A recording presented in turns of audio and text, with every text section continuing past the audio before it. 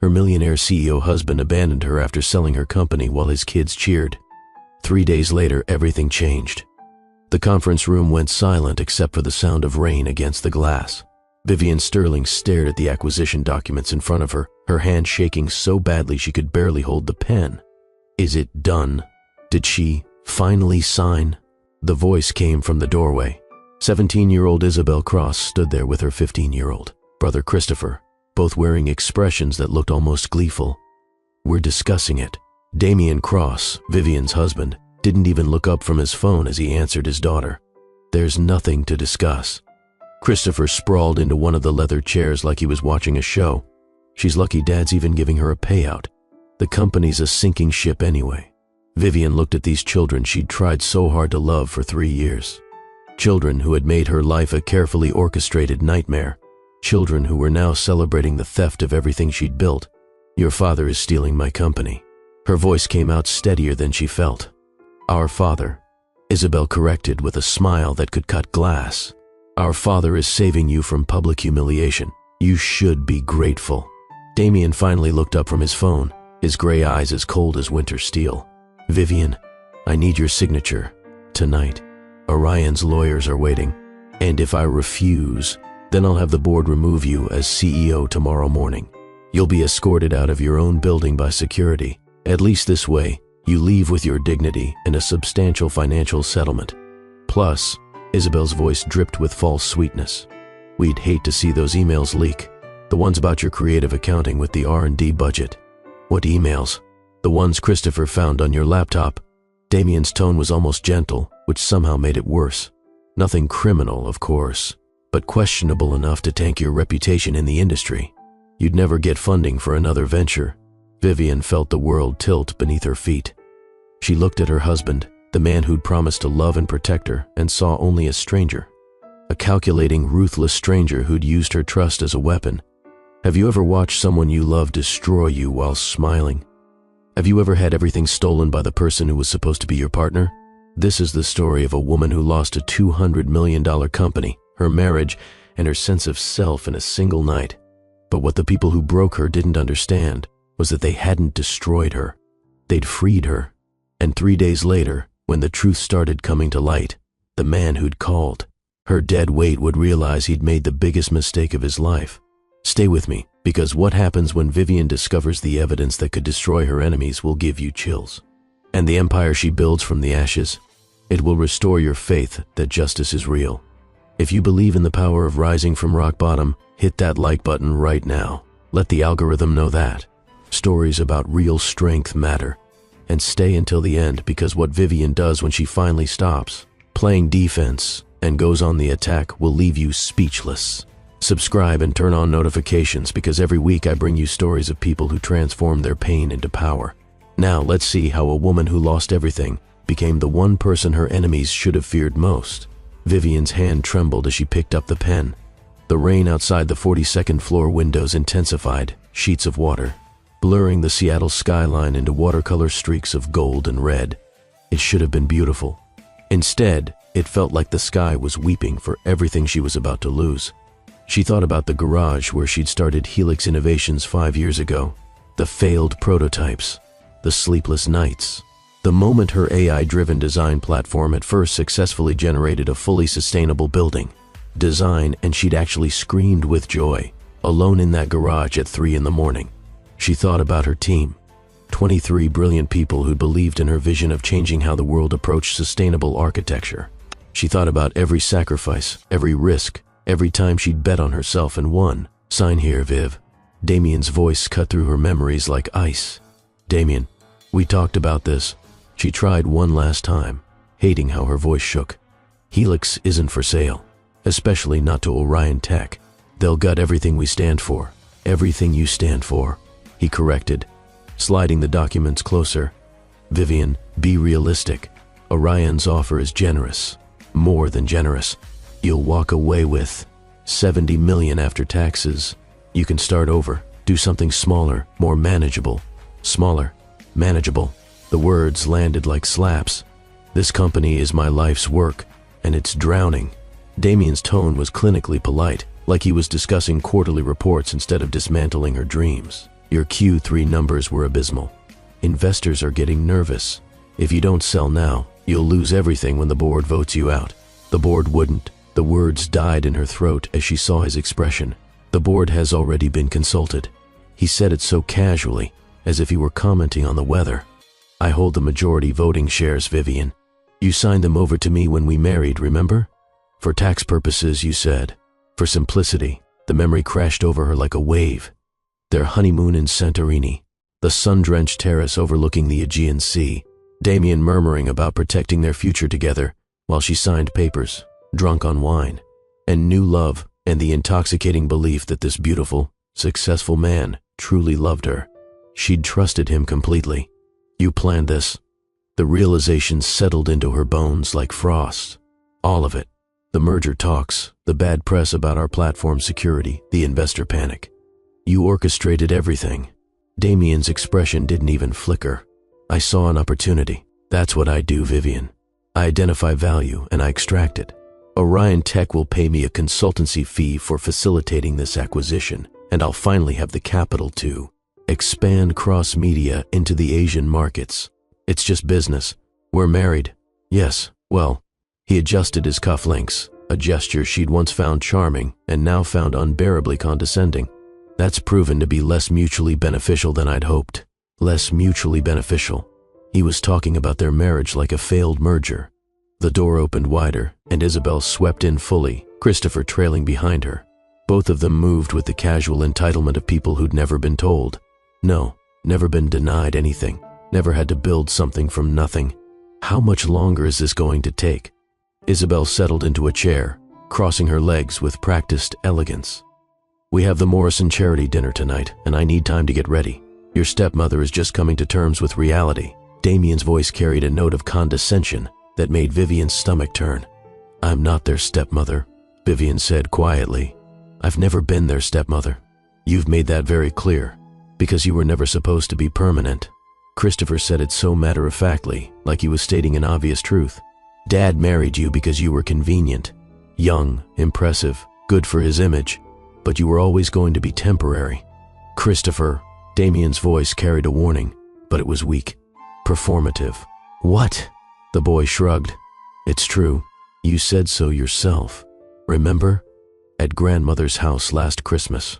You said Vivian was a placeholder until you figured out your next move. Vivian stared at her husband. You said that? In front of your children?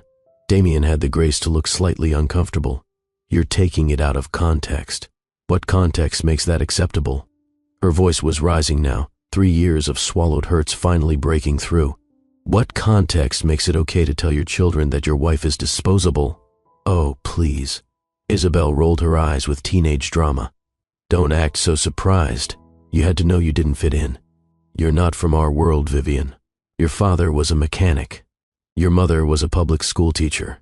You showed up to family dinners talking about code and algorithms like anyone cared. I cared, Vivian said softly.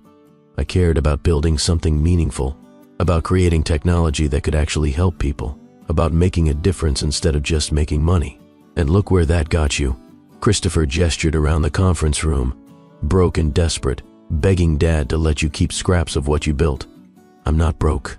I'm not desperate. And I'm certainly not begging. Then sign the papers. Damien's patience was clearly wearing thin. Sign them and walk away with your settlement. Or refuse and lose everything, including your reputation, when those emails go public. Vivian looked at the documents again. She thought about fighting, about calling their bluff on the emails, about going to war in court and the press, but she was tired, so desperately, bone-deep tired. 3 years of marriage to a man who saw her as an asset. 3 years of being undermined by his children. 3 years of family dinners where Damien's grandmother made thinly veiled comments about breeding and legacy. 3 years of feeling like she was slowly disappearing, piece by piece. Maybe they were right. Maybe she'd always been temporary. A placeholder. Dead weight. She signed. The pen scratched across the paper, and with each signature she felt a piece of herself dying. Her company, her dream, her belief that love and partnership meant anything against cold calculation. Excellent. Damien collected the documents with the satisfied efficiency of a man who'd just closed a winning deal. Your final board meeting is scheduled for Friday. I'd suggest you prepare a graceful exit speech. Graceful. Vivian repeated the word like it was in a foreign language. And Vivian? He paused at the door, Isabel and Christopher already walking out ahead of him. I'll be filing for divorce. My lawyers will be in touch about the settlement. The words should have hurt, should have devastated her, but Vivian felt nothing, just a vast hollow emptiness where her heart used to be. Of course you are, she heard herself say from very far away. Of course you are. It's not personal. Damien's voice carried something that might have been regret if she'd cared enough to listen for it. You're a talented woman, Vivian. You'll land on your feet. You always do. Then he was gone. The door closed with a soft click that sounded like the end of everything. Vivian sat alone in the conference room for a long time. The rain continued its assault on the windows. The city lights flickered on as dusk settled over Seattle. Somewhere below, people were living normal lives, going home to partners who loved them, to families that wanted them, to jobs that fulfilled them. She pulled out her phone and looked at her reflection in the black screen before it lit up. She barely recognized the woman staring back. When had she become so diminished? When had she started accepting crumbs and calling it love? Her phone buzzed with a text from her assistant. The team wants to know if you're okay. Everyone's worried about the acquisition rumors. She couldn't answer that. Couldn't face telling 23 people that she'd failed them, that the company they'd helped build was being sold to a corporation that would strip it for parts. Another text, this time from her mother in Chicago. Haven't heard from you in a few days, honey. Everything all right? Vivian typed back a lie. Everything's fine, Mom. Just busy. Love you. She gathered her things mechanically. Her laptop, her portfolio, the small succulent plant her team had given her last year with a card that said best boss ever. It felt like packing up a life. The elevator ride down 42 floors felt both endless and too short. She didn't want to go home. Home was Damien's penthouse in Belltown. 12,000 square feet of modern luxury that had never felt like hers. Carefully curated art on the walls. Furniture chosen by an interior designer. Everything beautiful and cold and empty. But she had nowhere else to go. The penthouse was dark when she arrived. Damien was still out, probably celebrating with Isabel and Christopher. Probably taking them to an expensive dinner to commemorate the successful destruction of his inconvenient wife. Vivian walked through rooms that echoed with her footsteps. Past the kitchen where she'd tried to cook family dinners that no one wanted. Past the living room where she'd sat alone countless evenings while Damien worked late or attended events she wasn't invited to. Past the home office where she'd spent nights working on Helix, never knowing her husband was simultaneously working to take it from her. She stood in their bedroom, looking at the king-sized bed they'd shared, trying to remember the last time he'd touched her with any real affection, trying to remember when she'd stopped feeling like a wife and started feeling like an obligation. Her suitcases were in the closet. She should pack, should leave tonight, should go to a hotel or call a friend or do something other than stand here in the ruins of her life. Instead, she lay down on the bed fully clothed and stared at the ceiling. The tears that had threatened all evening finally came, silent at first, then building to sobs that shook her entire body. She cried for her company, for the dreams she'd poured into every line of code, for the future she'd imagined where Helix changed how the world built sustainable cities. She cried for her marriage, for the love she'd thought was real, for the partnership she'd believed in, for the man she'd thought Damien was before she understood he'd never existed. She cried for herself, for the strong, confident woman who'd started a company in her garage and believed she could change the world. That woman felt very far away now, buried under 3 years of being diminished and dismissed and told she wasn't enough. Her phone buzzed. A text from Damien. Staying at the club tonight. We can discuss living arrangements tomorrow. Of course he was. Of course he couldn't even come home and face what he'd done. Vivian typed back. I'll be gone by tomorrow. She didn't wait for his response. Just turned off her phone and let the darkness swallow her whole. Sleep came in fits and starts, haunted by dreams of signing papers and watching her company dissolve and hearing Isabel's voice saying you were always temporary over and over again. She woke at dawn feeling hollowed out, empty, like someone had scooped out everything that made her herself and left only a shell. The first day after losing everything was the hardest. Vivian couldn't get out of bed, couldn't eat, Couldn't do anything but lie there and replay every moment of the last 3 years, looking for signs she'd missed. They'd been there. God, they'd been everywhere. Damien's careful control of their finances, his insistence that she add him to Helix's board, the way he'd slowly isolated her from friends, always with plausible excuses, the family members who'd made her feel unwelcome, Isabel and Christopher's cruelty that he'd never addressed. She'd seen it all and explained it away, made excuses, believed in love conquering all. Her phone rang repeatedly, her lawyer, her assistant, board members. She ignored them all. By the second day, she forced herself into the shower, stood under scalding water until it ran cold, put on clothes that hung on her frame. She'd lost weight without noticing. When had she stopped taking care of herself? She walked through the penthouse, really seeing it for the first time. There was nothing of her here. Not really. A few photos, some books, but the space was entirely Damien's. She'd never made it home, never put down roots, as if some part of her had always known she was temporary. She found the wedding album in a drawer, flipped through photos of a day that had seemed perfect.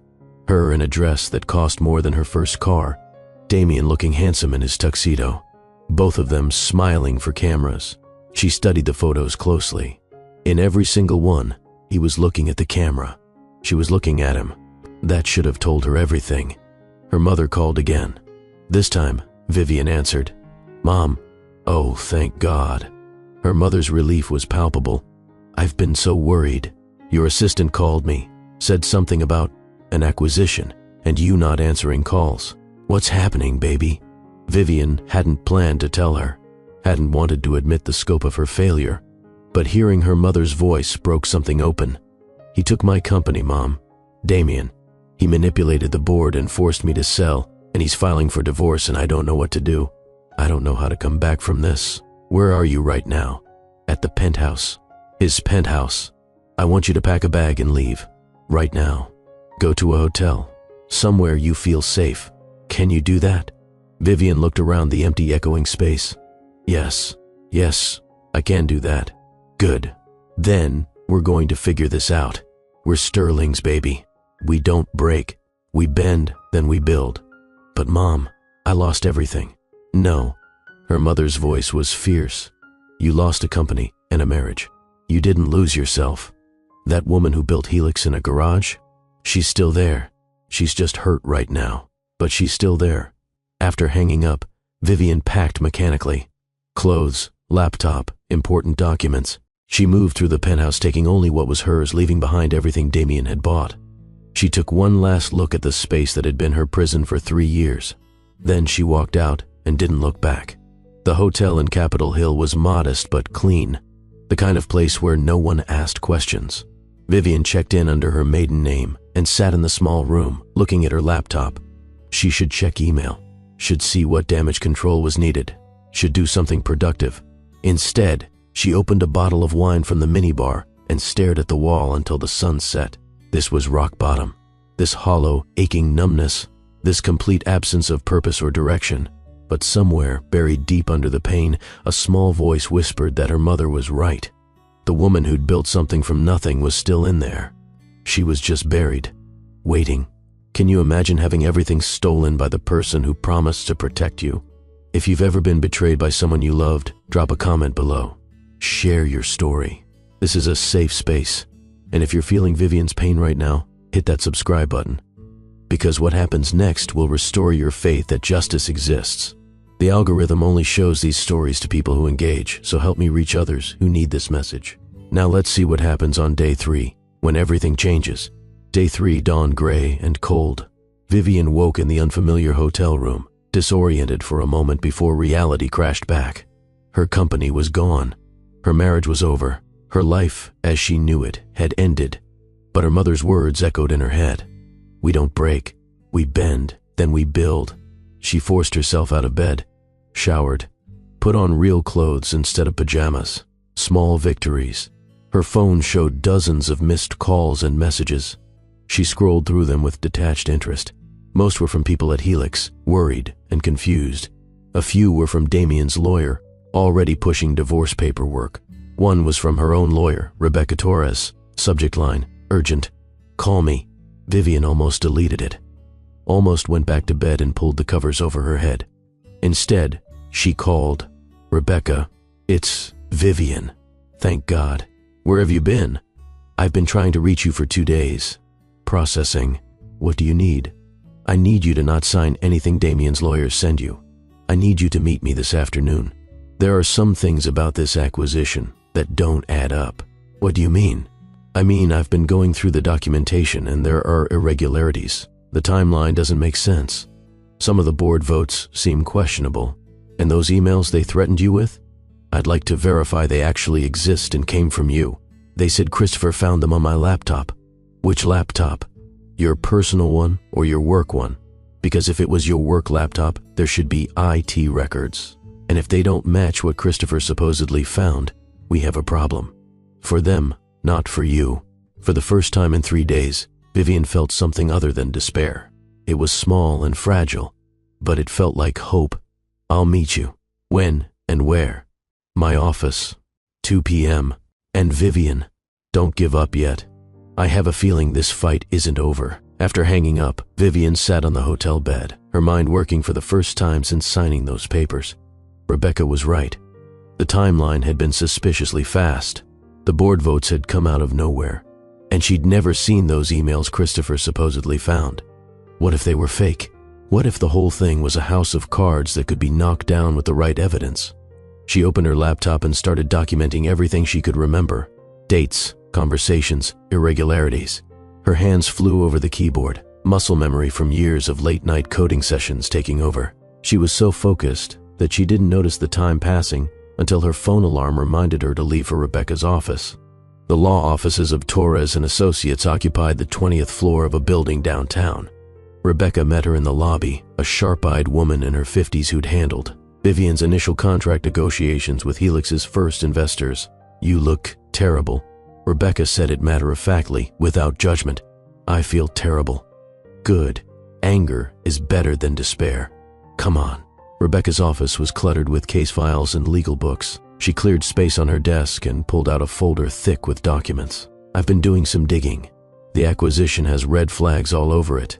First, the Q3 numbers that supposedly tanked. I pulled the actual financial data.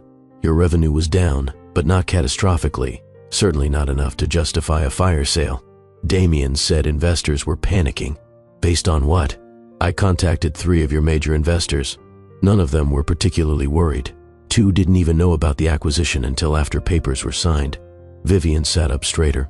"What?" "Yeah, which means someone was lying to you about investor sentiment. Want to guess who?"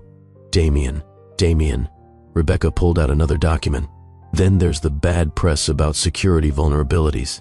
I traced the source. The initial story broke on a tech blog that's owned by a subsidiary of Cross Media. His company planted the story. Then amplified it through their network. Classic reputation destruction playbook. Create a crisis, offer to solve it, profit from the solution. He sabotaged my company to force me to sell. That's what it looks like. And if we can prove it, the acquisition could be voided. You could get Helix back." The possibility hung in the air like a lifeline. But Vivian had learned to be cautious about hope. What about the emails? The ones about creative accounting? That's where it gets interesting. Rebecca's smile was predatory. "I had a forensic IT specialist look at your work laptop. There's no evidence of emails matching the description Christopher supposedly found, which means either they were deleted, which would leave traces, or they never existed. They were fake? I can't prove it yet, but I'm working on it." Vivian's mind raced through implications. If the emails were fabricated, that was fraud. If Damien had used them to coerce her signature, that was illegal. If she'd signed under duress based on false information, the contract could be invalidated. What do I need to do? First, don't sign anything related to the divorce until we sort this out. Your marital assets include your stake in Helix, and we need to protect that. Second, start documenting everything. Every conversation with Damien about the acquisition, every interaction with board members, every suspicious detail.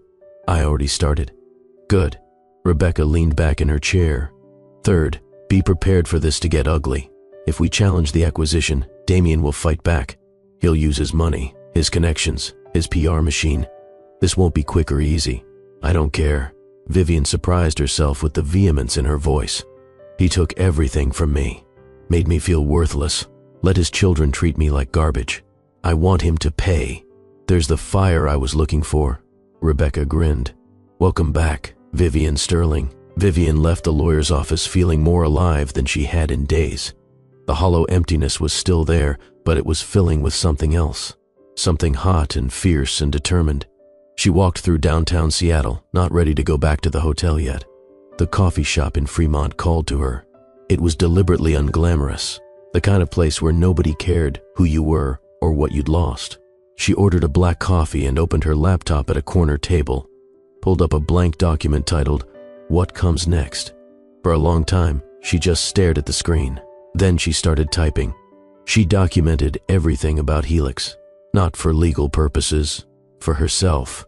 Every innovation, every breakthrough, every late night when she'd solved an impossible problem. She documented what made her platform special, revolutionary, worth fighting for.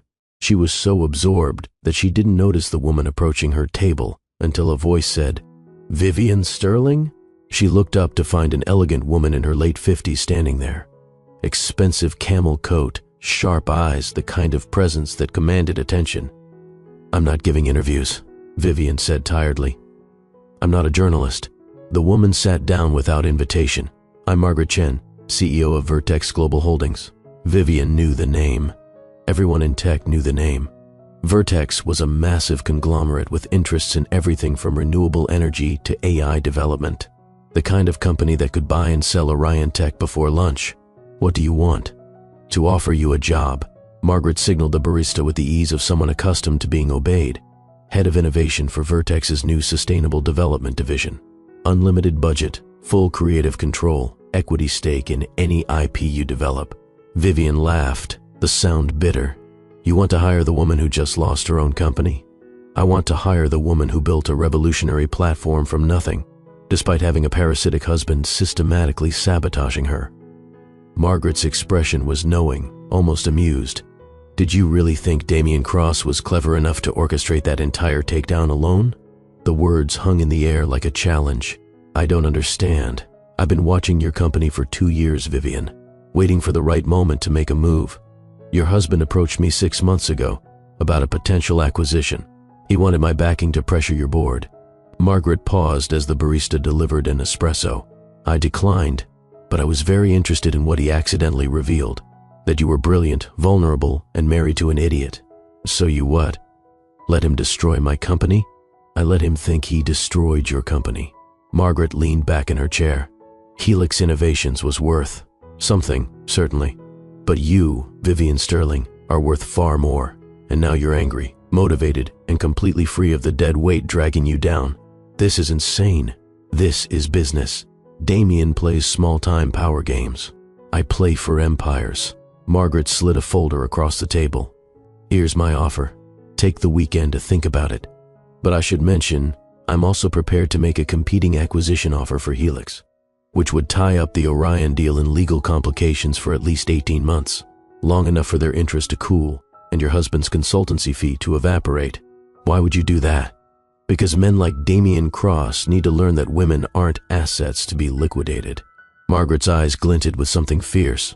"And because I built Vertex from a failing manufacturing plant 30 years ago with an ex-husband trying to sue me into poverty. I recognize a fighter when I see one. I'll read the offer." "Good." Margaret stood, buttoning her coat. "Oh, and Vivian, that divorce settlement Damien's lawyers are preparing. Might want to have your attorney look very carefully at the prenuptial agreement, specifically the clause about intellectual property developed during the marriage.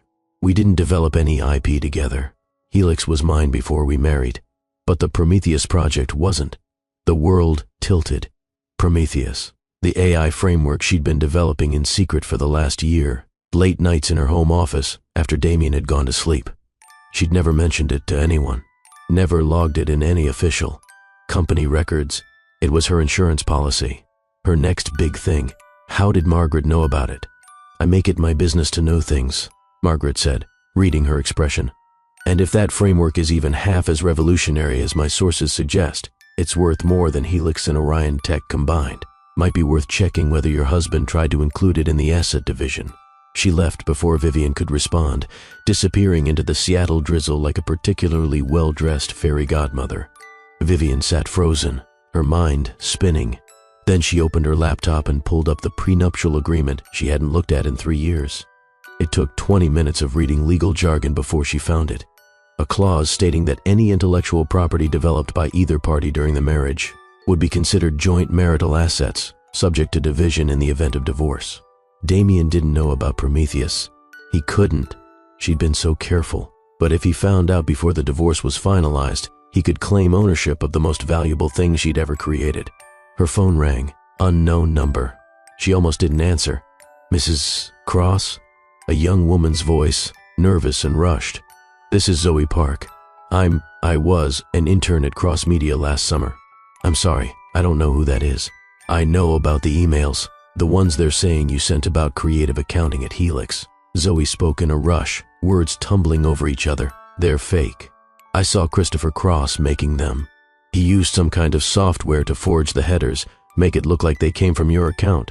I took screenshots because it seemed wrong, but I didn't know what to do with them and I was scared of losing my recommendation letter. But then I saw the news about the acquisition and I thought you should know. Vivian's heart hammered against her ribs. Why are you telling me this? Because you gave a talk at my university last year about women in tech, about building things that matter instead of just chasing profit. Zoe's voice wavered, and it made me want to actually make a difference instead of just collecting a paycheck. You didn't deserve what they did to you. Can you send me those screenshots?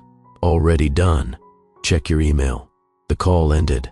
Vivian pulled up her inbox with shaking hands. There they were.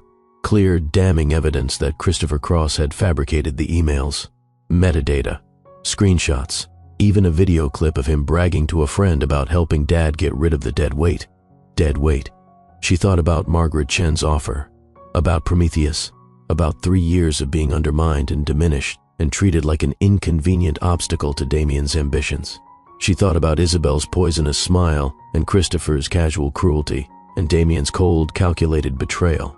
And she thought about the woman she'd been 5 years ago, building something revolutionary in her garage, fueled by nothing but stubbornness and vision and the unshakable belief that she was capable of extraordinary things.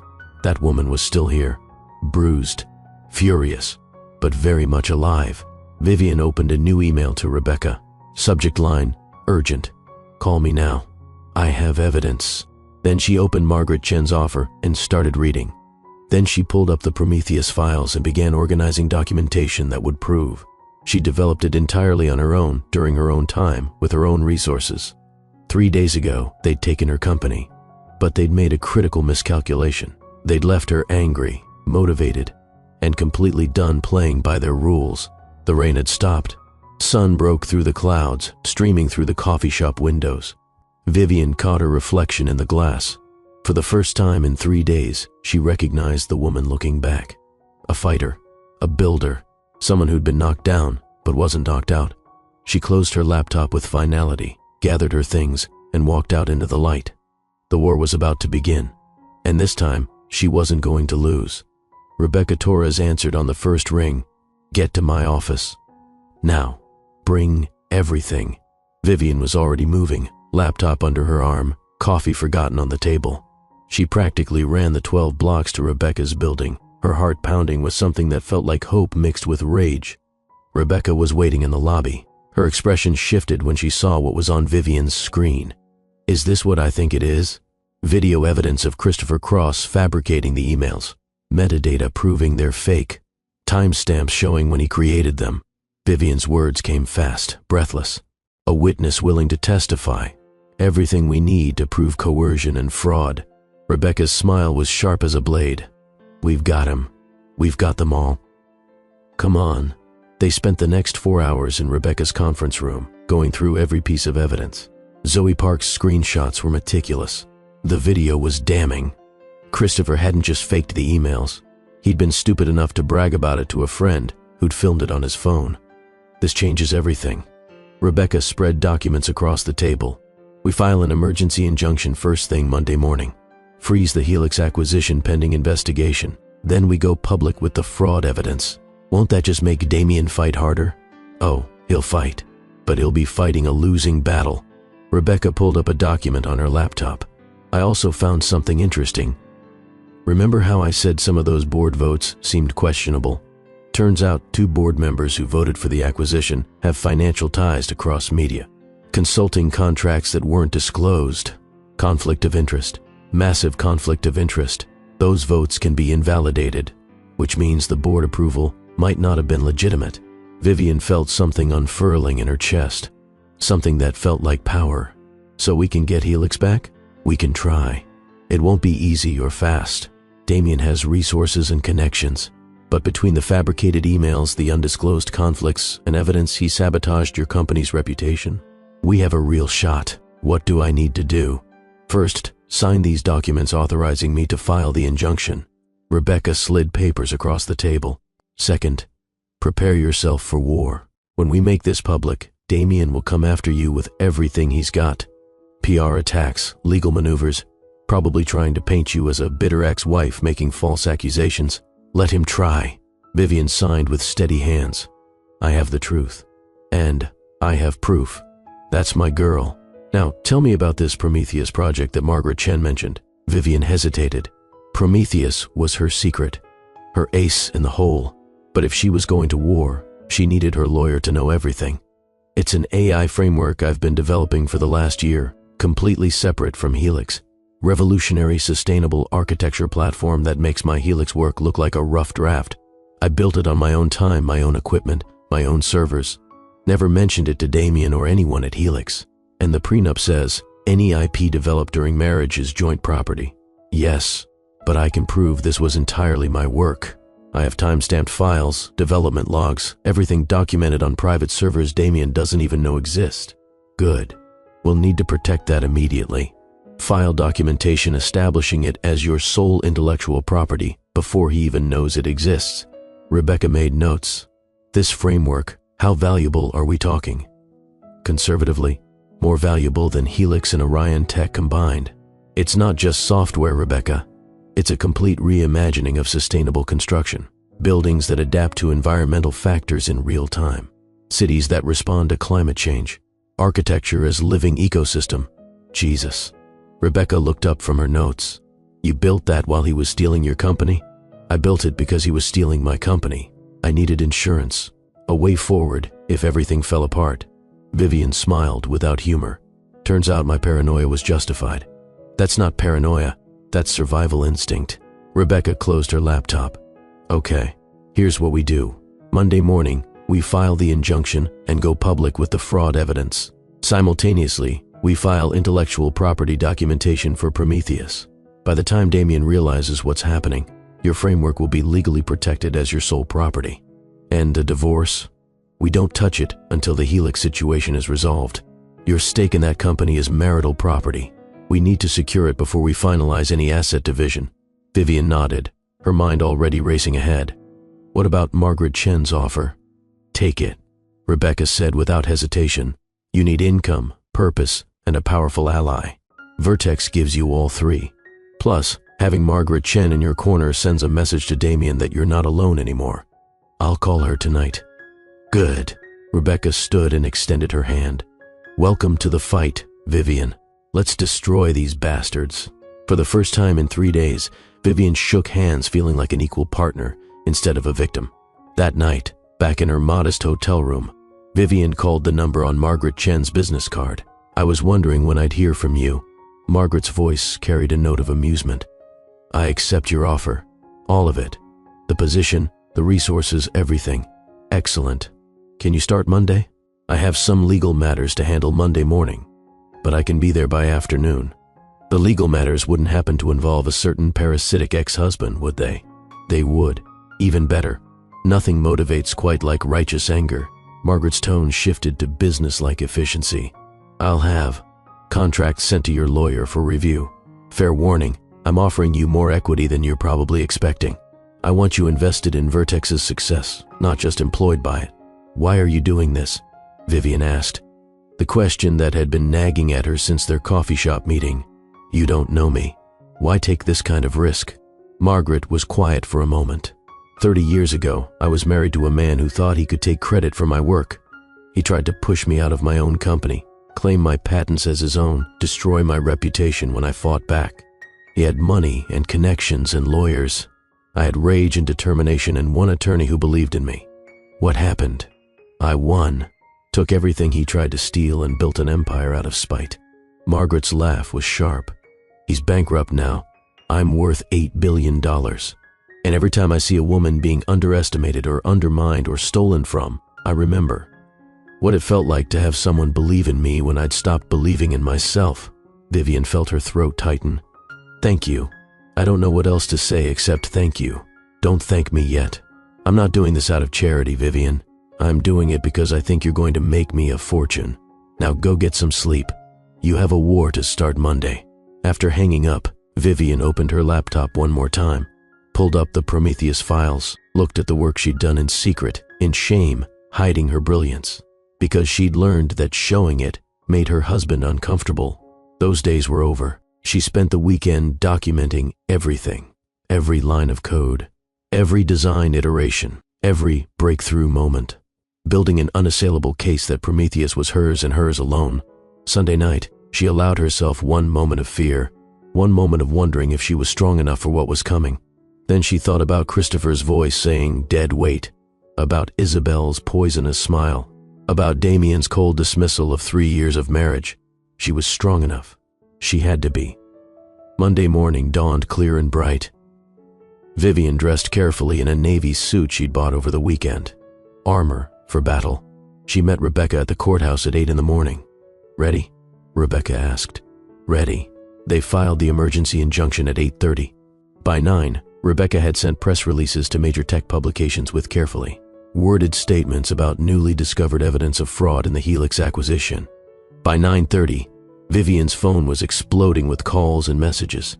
By 10, the story was everywhere. Business Insider, TechCrunch, the Seattle Times, all running variations of the same headline. Helix founder alleges fraud in forced sale. Rebecca had included just enough detail to be devastating. Evidence of fabricated emails, potential conflicts of interest in board votes, accusations of corporate sabotage, all presented with lawyerly precision and backed by documentation. Vivian watched the story spread across social media from Rebecca's office, watched the narrative shift in real time from sad story of failed company to explosive tale of corporate betrayal. Your phone's ringing, Rebecca observed. It's Damien. Vivian declined the call. He can talk to you from now on. Damn right he can. Rebecca's phone rang. And here we go. She put it on speaker. Rebecca Torres, this is Martin Chambers, counsel for Damien Cross. These allegations are completely baseless, and we'll be filing a defamation suit within the hour. Please do. Rebecca's smile was vicious. Discovery should be very interesting.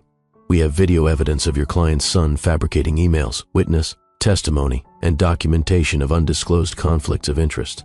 So by all means, let's get this in front of a judge. There was a pause. My client is willing to discuss a settlement. I'm sure he is. Tell your client we're not interested.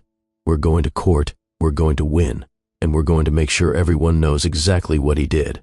You're making a mistake. The only mistake was your client underestimating my client.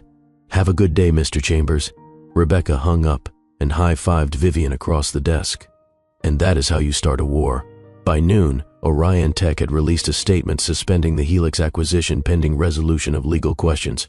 By 2, 3 original Helix investors had filed a separate lawsuit against Damien for misrepresentation and breach of fiduciary duty.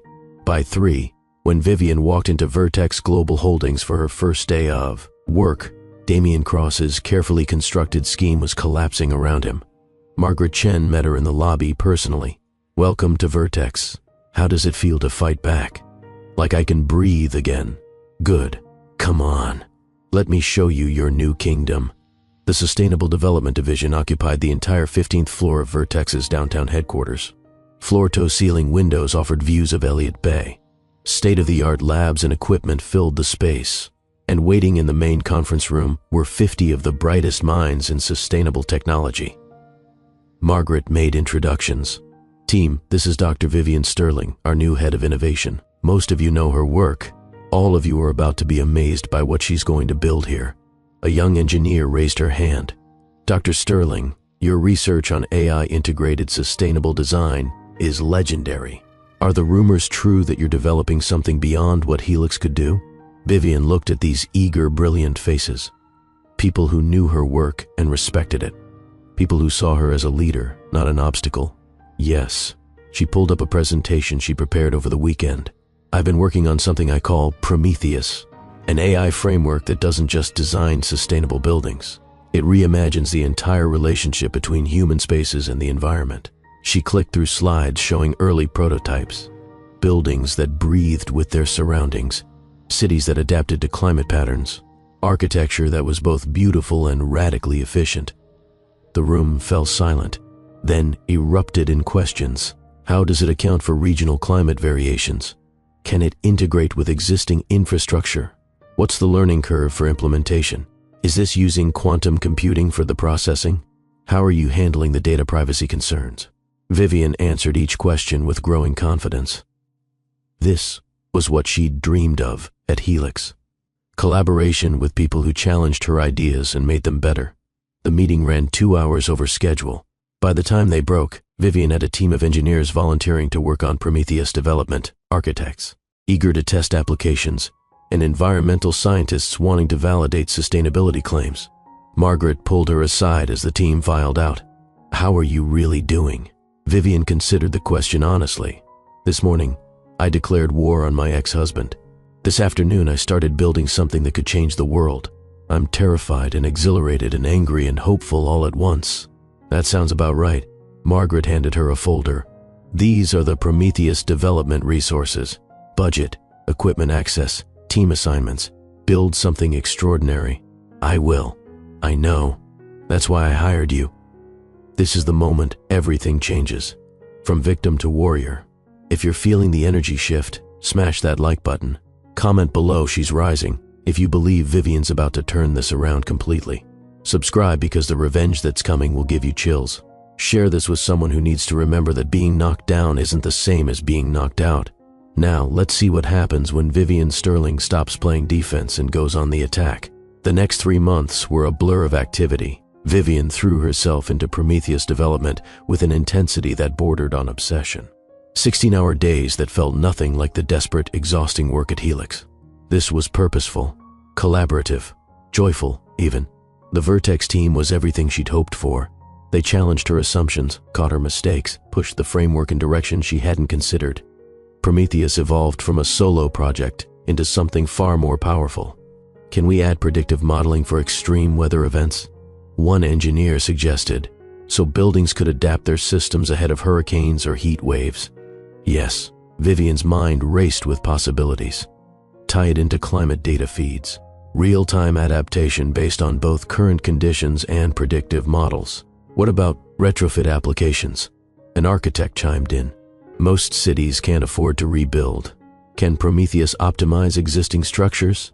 It should be able to. We'd need different parameters for legacy buildings, but the core framework could handle it. The breakthroughs came fast. Algorithms that reduce construction costs by 40%. Designs that cut carbon emissions by 80%. Integration with renewable energy systems that made buildings into power generators rather than consumers. This isn't just software, Vivian said during one late-night session. It's a new way of thinking about human spaces. Buildings that work with the environment instead of against it. You're going to change the world with this. A young programmer named Alex said it with such certainty that Vivian almost believed it. We're going to change the world with this, she corrected. This isn't my project anymore. It's ours. Meanwhile, the legal battle raged. Rebecca filed motion after motion, each one backed by devastating evidence. The fabricated emails, the undisclosed conflicts of interest, the planted news stories. Damien's entire scheme laid bare in court documents. Damien fought back, exactly as Rebecca had predicted. His PR team released statements painting Vivian as a bitter ex-wife making wild accusations. His lawyers filed counter-motions claiming the evidence was taken out of context. But the court of public opinion was turning against him. Christopher's video bragging about helping Dad get rid of the dead weight went viral. Tech Twitter tore apart his corporate sabotage playbook. Former colleagues came forward with stories of his ruthless business tactics. How are you holding up? Rebecca asked during one of their weekly strategy meetings. The media attention has to be exhausting. Honestly, I barely notice it. Vivian gestured to her laptop covered in Prometheus code. I'm too busy building the future to worry about what people say about the past. That's healthy, but we should talk about settlement offers. He's offering to settle 3 times now, each offer bigger than the last. Rebecca pulled out documents. His latest proposal is generous. Full return of your Helix shares, substantial financial compensation, public apology, agreement not to pursue criminal charges against Christopher. And in exchange, you drop all litigation, sign an NDA about the circumstances of the acquisition, and agree not to disparage him or his family publicly. So he pays me to be quiet about what he did. Essentially, Rebecca leaned back in her chair. But here's the thing, I think we can win in court. The evidence is overwhelming. We could get everything he's offering in settlement plus potential damages. But a trial could take years, at least a year, maybe 2, during which you'd be tied up in depositions and court appearances and media scrutiny. Vivian thought about Prometheus, about the team at Vertex, about the life she was building that had nothing to do with Damien or Helix or any of it. What do you think I should do? I think you should ask yourself what you really want. Rebecca's voice was gentle. Is it justice? Revenge? Your company back? Or is it to move forward and build something better? Can I have both? Maybe. But which one matters more? Vivian stared out the window at the Seattle skyline. She thought about the woman she'd been 3 months ago, signing away her company with shaking hands. That woman had wanted her creation back, had wanted vindication, had wanted Damien to hurt the way she'd been hurt. But the woman she was now? I want him to face consequences for what he did, she said slowly. But I don't want my life to be about him anymore. I don't want to spend 2 years in court when I could be changing the world instead. So we counteroffer. Rebecca was already making notes. Full return of Helix shares, financial compensation, public apology, and criminal charges against Christopher proceed regardless. You're not protecting his son from the consequences of fraud. And the NDA? Non-negotiable. You have the right to tell your story. Done. Send it. Rebecca grinned. You know this is going to make him furious. Good. Let him be furious. I have work to do. The counteroffer came back rejected within hours. Damien's lawyer called Rebecca directly. My client cannot agree to criminal prosecution of his son. That's a deal breaker. Then we'll see him in court. Rebecca hung up before he could respond. She called Vivian immediately. He's not budging on protecting Christopher. We can keep negotiating or move forward with trial. Move forward. Vivian didn't hesitate. Christopher committed fraud. He needs to face real consequences, not just have his father's money make it go away. Understood. Trial's set for 6 months from now.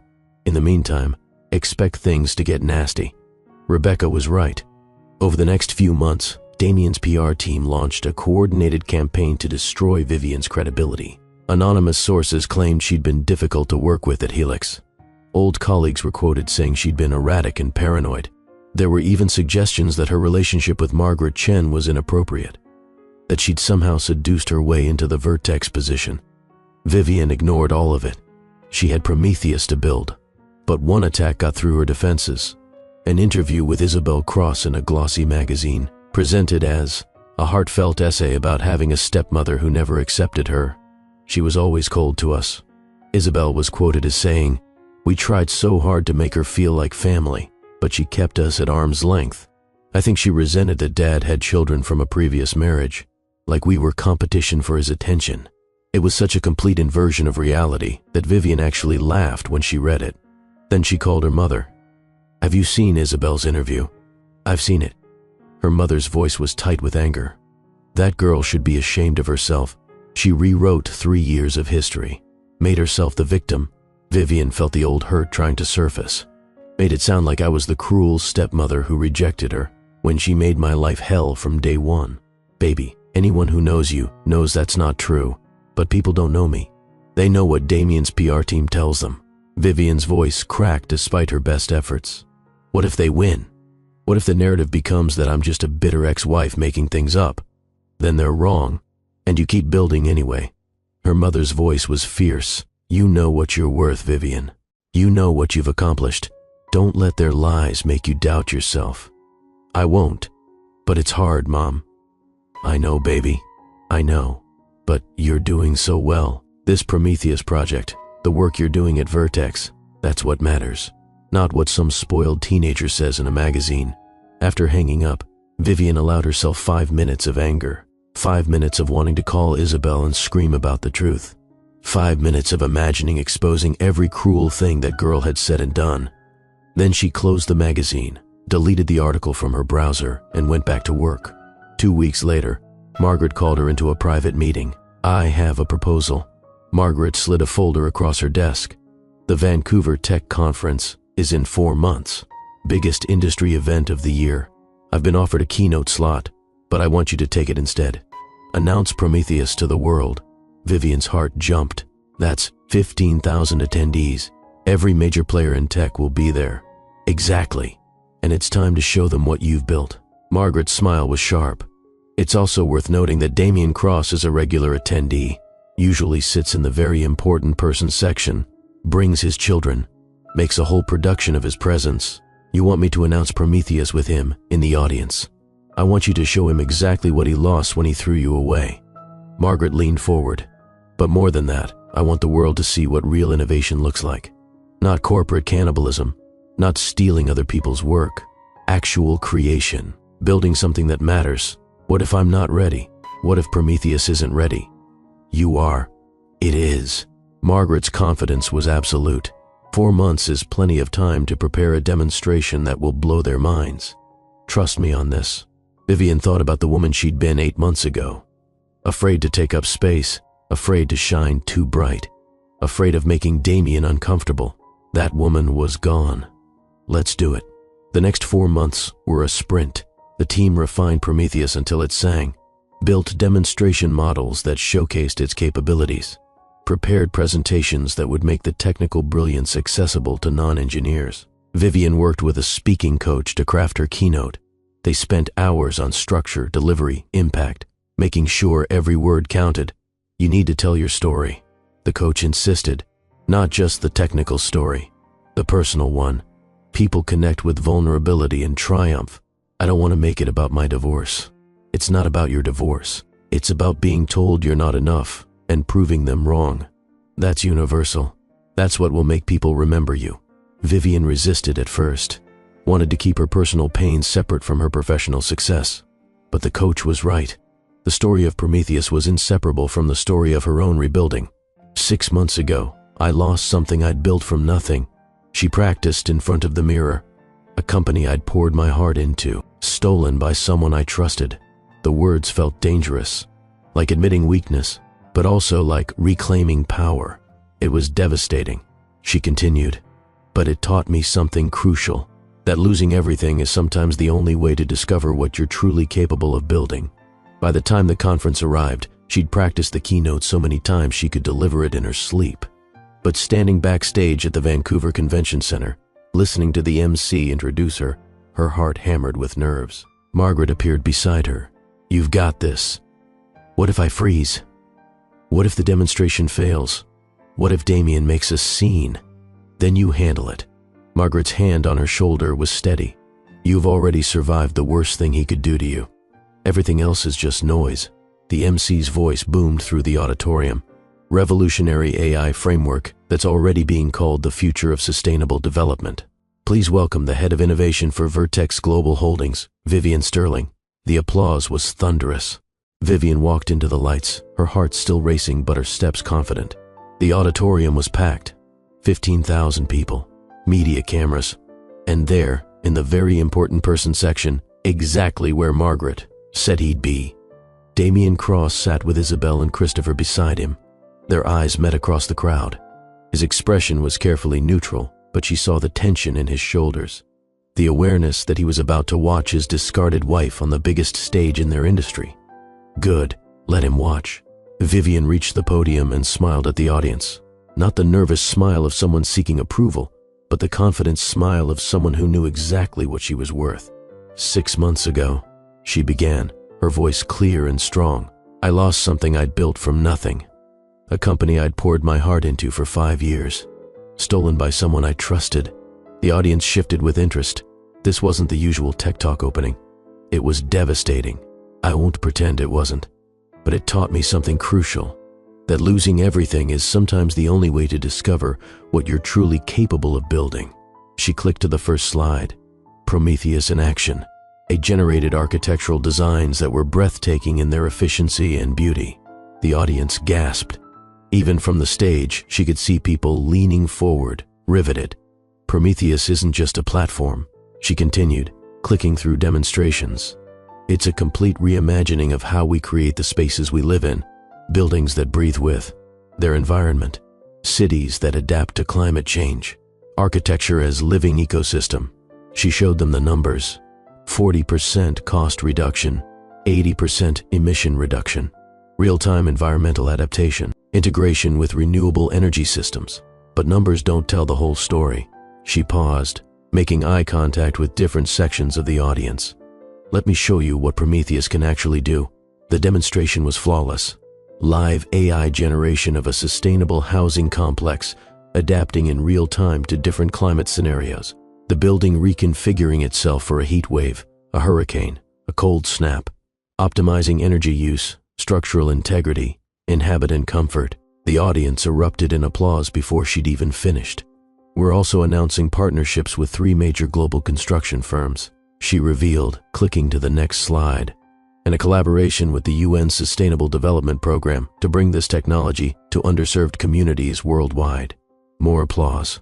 She could see journalists frantically taking notes, executives pulling out phones to call their offices. And here's what I'm most excited about. She let her passion show in her voice. Prometheus will be open source for nonprofit organizations and educational institutions. Because real innovation isn't about hoarding value. It's about creating it. She let her gaze drift to where Damien sat, saw his jaw tighten at the implicit criticism. Unlike some companies, she continued, her tone sharpening just slightly. Prometheus was built on genuine innovation, not corporate cannibalism, not stealing other people's work. Actual creation by a team that believes in building things that matter. The audience laughed, understanding the subtext. Damien's face flushed. Vivian fielded questions for 20 minutes. Each answer was sharp, confident, demonstrating both technical mastery and strategic vision. She was in her element, and everyone could see it. When she finally left the stage, the standing ovation lasted 3 full minutes. Backstage, Margaret waited with champagne. "You were magnificent. I feel like I just claimed my life back." "You did." Margaret handed her a glass. "Your phone's about to explode with partnership offers and media requests." "How does it feel?" "Like I can finally breathe." They watched the backstage monitors as the next speaker took the stage. In the audience, Damien was on his phone, his expression stormy. Isabel and Christopher both looked uncomfortable, clearly aware of how badly their father's scheme had backfired. "He's trying to get a meeting with me," Margaret observed, checking her own phone. "Wants to discuss potential partnership opportunities." "What are you going to tell him?" "That Vertex doesn't do business with men who steal from their wives." Margaret's smile was ice cold, and that the lawsuit his original investors are bringing should keep him busy enough. Vivian had heard about that lawsuit. When Damien's scheme to force the Helix sale had become public, the other investors had been furious. They'd filed suit claiming he'd manipulated the company's value for personal gain, breaching his fiduciary duty to other shareholders. The SEC had opened an investigation. His other business dealings were under scrutiny. The consultancy fee from Orion Tech had evaporated when they'd backed out of the acquisition. Everything Damien had schemed to gain, he'd lost. And more besides. "Your ex-husband is heading this way," Margaret said suddenly. "Probably wants to talk. I have nothing to say to him." "Want me to have security intervene?" "No." Vivian straightened her shoulders. "Let him come. I'm done being afraid of him." Damien pushed through the backstage crowd, leaving Isabel and Christopher behind. Up close, he looked older than his 45 years. Stress lines creased his forehead. His hair was graying at the temples. "Vivian," his voice was uncertain in a way she'd never heard before. "That was impressive. What you've built with Prometheus. Thank you. I was hoping we could talk privately about everything." Vivian looked at this man who'd been her husband, who'd promised to love and protect her, who'd stolen her company and tried to destroy her reputation. She felt nothing. No anger, no hurt, just a vast, peaceful indifference. "There's nothing to talk about, Damien. Our lawyers can handle the divorce settlement. Beyond that, you're not part of my life anymore. Vivian, please. I made mistakes, huge mistakes. But watching you up there, seeing what you've become," his voice cracked slightly. "I understand now what I lost. You didn't lose me," she corrected gently. "You threw me away. There's a difference. I know, and I'm sorry. Is there any chance, any possibility that we could try again?" The laugh that escaped her was genuine, incredulous. "Try again? You stole my company, let your children treat me like garbage, called me dead weight, and now you want another chance? I was wrong about everything. Yes, you were, but that's your burden to carry, not mine." Vivian picked up her briefcase. "I have a life now, a real one, built on my own terms, and it doesn't include you." She started to walk away, then paused. "Oh, and Damien, that open source announcement? Prometheus will help house thousands of families who can't afford traditional construction. Real people, real impact. That's what success looks like, not whatever hollow empire you're building." She left him standing there and didn't look back. The closure she just gave herself, that's power. If this moment gave you chills, hit that like button. Comment, "I know my worth," if Vivian's strength is inspiring you. Subscribe because we're building a community of people who believe in rising stronger. Be part of it. Now let's see what happens next. 3 months later, Vivian sat in a conference room with Rebecca and Damien's lawyer. The divorce settlement had finally been negotiated to terms both parties could accept. Full return of her Helix shares, which were worth considerably more now that the Orion acquisition had fallen through and the company had stabilized under interim leadership. Substantial financial compensation. A public statement from Damien acknowledging that the acquisition had been based on fabricated evidence. And Christopher facing criminal fraud charges, with a plea deal in the works that would involve community service, restitution, and a permanent mark on his record. Isabel had escaped legal consequences, but her college prospects had tanked. The essay she'd written painting herself as victim to a cruel stepmother had aged poorly once evidence of her own cruelty had emerged. "Do we have agreement?" Rebecca asked. "We have agreement," Damien's lawyer said wearily. "My client will sign. And the NDA? There is no NDA." Rebecca's tone was firm. "Mrs. Sterling retains the right to discuss her experiences. Your client's only restriction is that his public statement must be accurate and complete." Fine. Papers were signed. Checks were transferred. Legal language was finalized. When it was done, Vivian stood and extended her hand to Damien's lawyer. "Thank you for your professionalism during a difficult process." The man shook her hand with what looked like respect. "For what it's worth, Dr. Sterling, your keynote in Vancouver was remarkable. My firm is actually looking into Prometheus licensing for a sustainable development project in Phoenix." She smiled. "Have your people contact Vertex. We'd be happy to discuss it." As they left the building, Rebecca bumped Vivian's shoulder. "How does it feel to be officially divorced and vindicated?" "Honestly, like closing a book I should have put down years ago." "What's next?" "Kenya."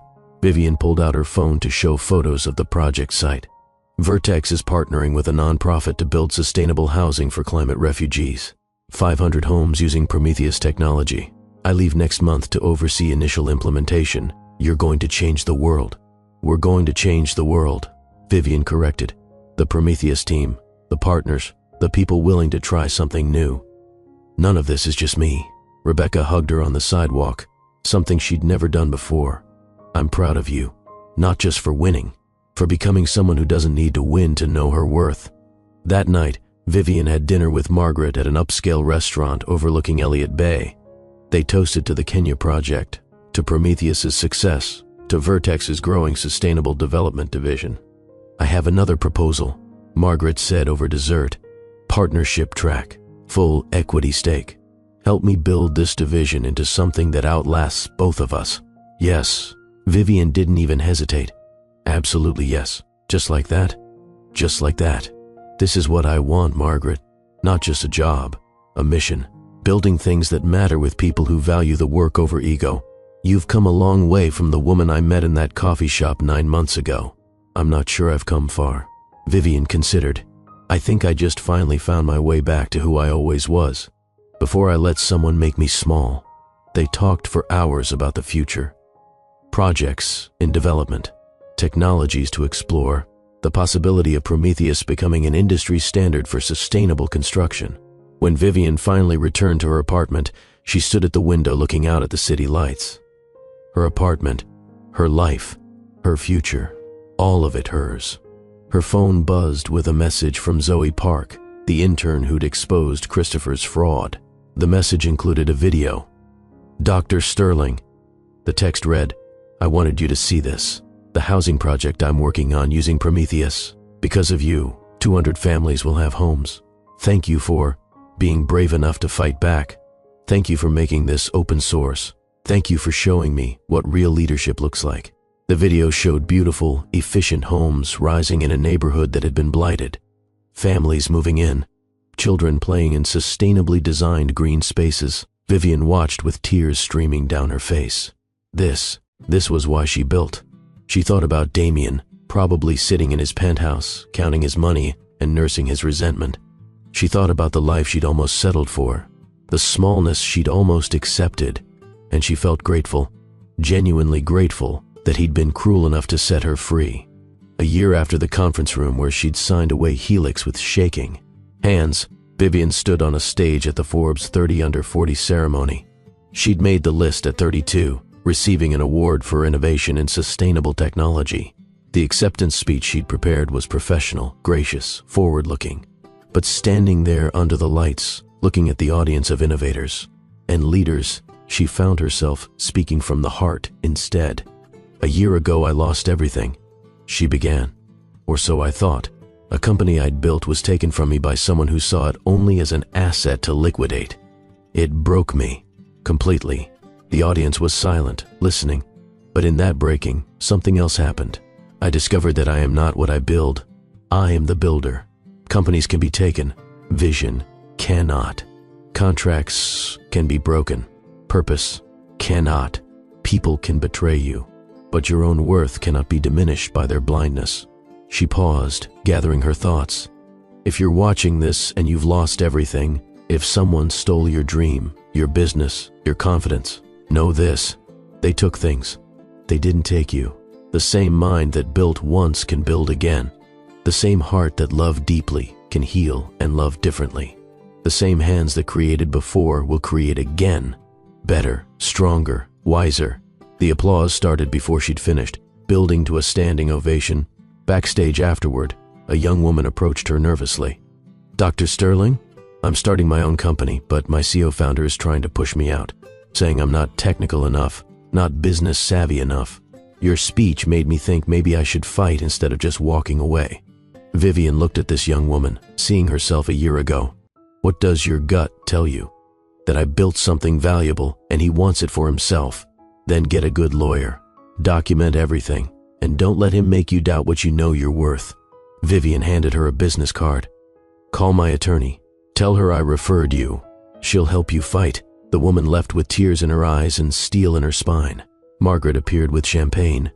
"You're inspiring the next generation. I'm just telling the truth, that we're stronger than the people who try to break us." They stepped out onto a balcony overlooking the city, the ceremony continuing inside without them. Damien settled his lawsuit with the Helix investors last week. Margaret mentioned casually. Cost him everything. The company's being restructured, but he's out completely. "How do you know that?" "I make it my business to know things." Margaret's smile was mysterious. Christopher took a plea deal. Community service and restitution. Isabel's at a small liberal arts college in Oregon. Not the Ivy League future she'd planned. And Damien, consulting work, nothing prestigious. His reputation never recovered from the fraud revelations. Margaret swirled her champagne. He's not destitute, but he's diminished. Vivian waited for satisfaction or vindication to arrive. Instead, she felt only that same peaceful indifference. I hope he finds whatever it is he's actually looking for. That's very evolved of you. Not evolved, just done. My life is so full of purpose and work that matters. There's no room left for him, not even for revenge. Her phone rang. The Vertex team calling from Kenya with updates on the housing project. "Dr. Sterling, you have to see this." Alex's voice was excited. "The first completed neighborhood. The family's moving in. It's beautiful. Send me photos. I'll be there next week for the dedication ceremony. After hanging up, Vivian leaned against the balcony railing and looked at the stars. Margaret studied her. No regrets? About Damien? About Helix? About any of it? Vivian shook her head. It all led me here, to this work, this team, this life that's exactly what I need it to be. You've built an empire. We've built an empire, Vivian corrected, and this is just the beginning. 6 months later, Vivian stood in Kenya watching children play in the courtyards of Prometheus-designed homes. Sustainable, beautiful, affordable housing for families who'd lost everything to climate change. A woman approached her, holding a small child. You built these homes? I helped. Vivian gestured to the Vertex team working nearby. We all built them together.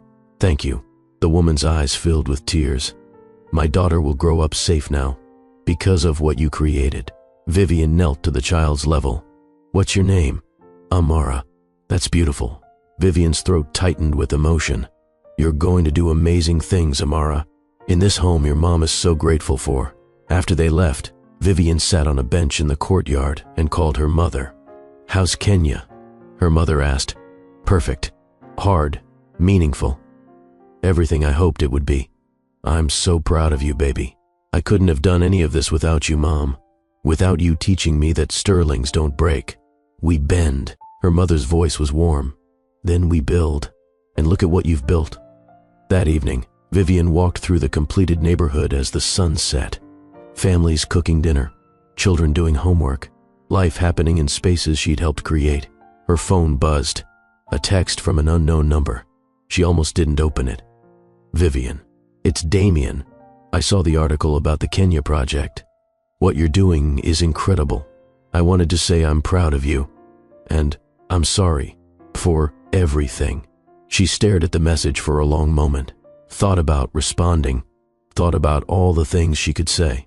Then she deleted it without replying, blocked the number, and went back to watching children play in the golden light. Some people deserved closure. Some people deserved answers. Some people deserved her time and energy and words. Damien Cross wasn't one of them. Her story wasn't about him anymore. It wasn't about betrayal or revenge or proving him wrong. It was about building something that mattered, creating spaces where families could thrive, using her gifts to solve real problems for real people. That was the empire she'd built from ashes, not wealth or status or power over others, but purpose, impact, a life that mattered. Margaret called as Vivian walked back to the project headquarters. How's my head of innovation? Watching kids play in homes we built. Vivian smiled, feeling like maybe we're actually changing the world. Maybe. Margaret laughed. Prometheus is operating in 60 countries now. We've housed 15,000 families. Universities are teaching it as the new standard. You've fundamentally shifted how the industry thinks about sustainable construction. We've shifted it. The team, fine. We've shifted it. But you led the charge. Margaret's tone softened. The woman Damien Cross threw away because he couldn't see her value is now the most influential innovator in sustainable technology. That has to feel good. It does, but not because of him. Because of this, the work, the impact. Vivian looked at the homes around her. Because a little girl named Amara is going to grow up safe, and I got to be part of making that happen. That's why I hired you. Not just brilliance, heart. After hanging up, Vivian sat outside and journaled, something she'd started doing in therapy after the divorce, processing her journey from broken to whole. She wrote about the conference room a year and a half ago, the rain against the windows, her hand shaking as she signed away her company, the feeling that her life was ending. She wrote about the coffee shop where Margaret had found her, about Zoe's courage in coming forward, about Rebecca's fierce advocacy, about her mother's steady belief. She wrote about the moment she'd stopped being Damien's victim and started being her own hero. And she wrote about now, this moment, this life, this version of herself who'd been forged in fire and emerged stronger than she'd ever imagined possible. The last line in her journal that night was simple. I am not what was taken from me. I am what I built after they tried to destroy me. Vivian Sterling lost a $200 million company, her marriage, and her sense of self in a single night. But she gained something infinitely more valuable, the unshakable knowledge that her worth was never dependent on what others could take from her. Sometimes the people who betray us are actually setting us free. Sometimes losing everything clears space for something extraordinary. And sometimes the person they tried to destroy becomes the one they'll spend their lives regretting they lost. Your value isn't determined by the people who failed to see it. It's determined by what you build when they're finally out of your way. You are not your losses. You are not your betrayals. You are the sum of every time you chose to rise instead of surrender. If this story touched your soul, if Vivian's journey reminded you of your own strength, do 3 things. First, smash that like button. Let the algorithm know stories like this matter. Second, subscribe and turn on notifications because every week I share stories of people who transformed pain into power. Third, comment below with "I am the builder" if you're ready to reclaim your story. Share this with someone who needs to hear it. Tag them. Send them the link. Be the person who reminds them they're stronger than their circumstances. This is Mr. Brad, and I believe in your comeback story. The question is, do you? See you in the next one. Keep building your empire.